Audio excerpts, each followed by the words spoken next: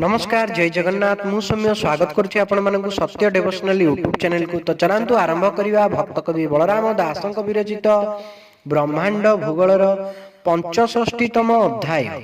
अर्जुन उवाच अर्जुन बोले भगवान मुतुंभ चरणे शरण कौस्तुभ मणि केने हेला उद्धवे काहू आनी देला।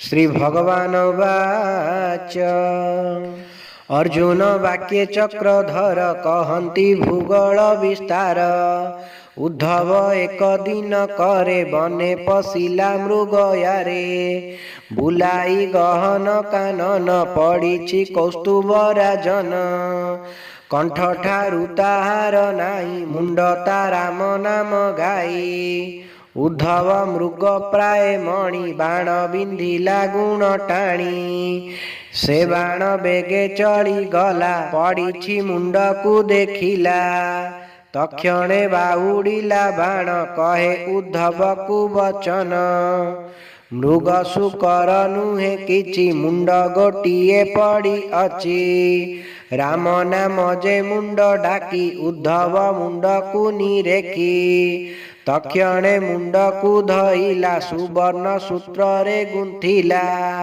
से मुंड कौस्तुभ मणि आंभ गलारे लंबे पुणी से मणि थिले क्षुधा तृष्णा निराकार भवने बसा मणि दर्शने मोर आस भणिले बलराम दास। इति श्री ब्रह्मांड भूगोल वर्णने हरि अर्जुन संवादे 65तम अध्याय समाप्त।